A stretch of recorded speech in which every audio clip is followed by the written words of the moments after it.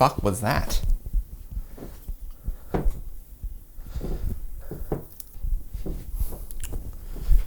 Okay, that was very weird. The Invisible Man stars Elizabeth Moss as C, a woman in an abusive relationship who decides to run away one day.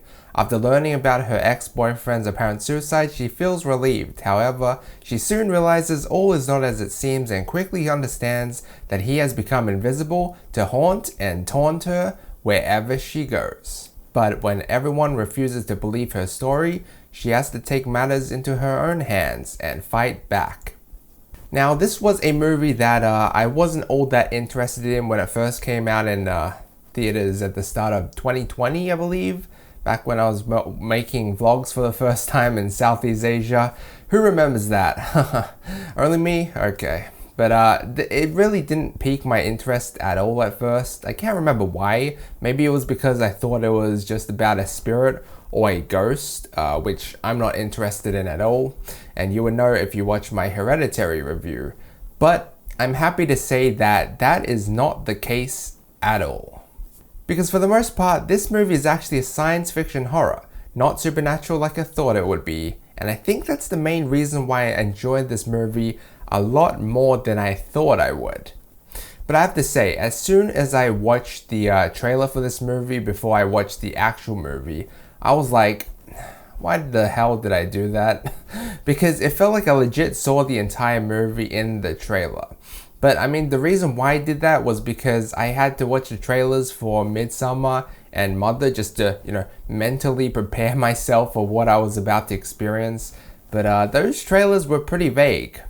The Invisible Man's trailer, however, felt like it wasn't as vague. And as soon as I watched it, it felt like there were literally no surprises anymore. Or so I thought. At first I thought all we were going to get was in the trailer, but then this honestly proved to be a very exhilarating and interesting watch. The movie was pretty fast-paced, which is a good break from a lot of slow-paced horror films that I recently saw. A lot of things happen and there are a lot of exciting twists and turns, a lot of which I wasn't really expecting at all. And this film definitely takes a very dark turn at some points with the things that happen, and at some points I was just stunned. I mean, they do really stretch out what an invisible man can do, and it can be very deadly as we learn throughout the movie, both physically and mentally. And yeah, this film can be kind of frustrating to watch as well because, she was trying to make everyone believe that there was an invisible man, but nobody did, and painted her out to be the insane one.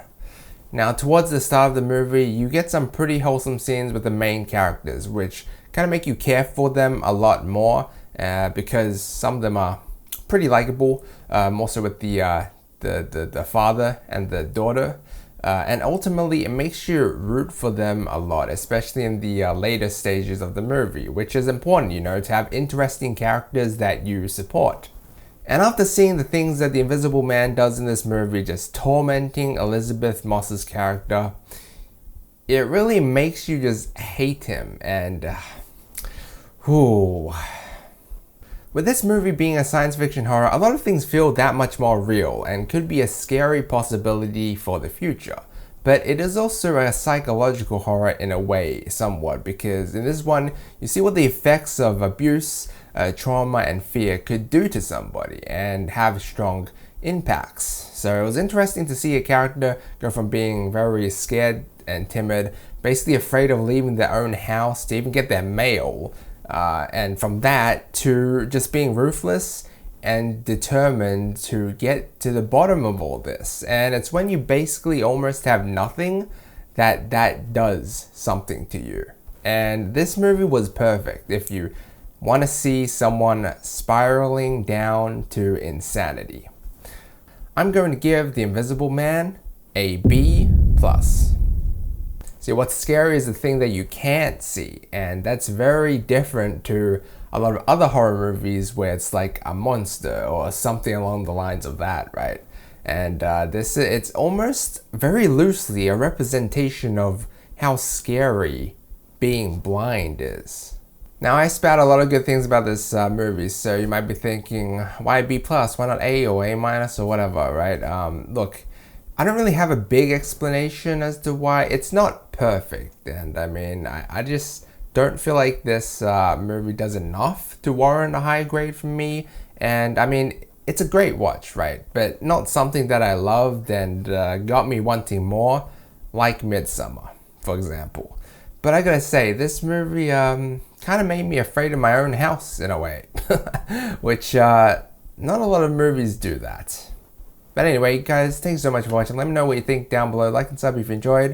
And as always, feel free to check out my previous videos. Until next time.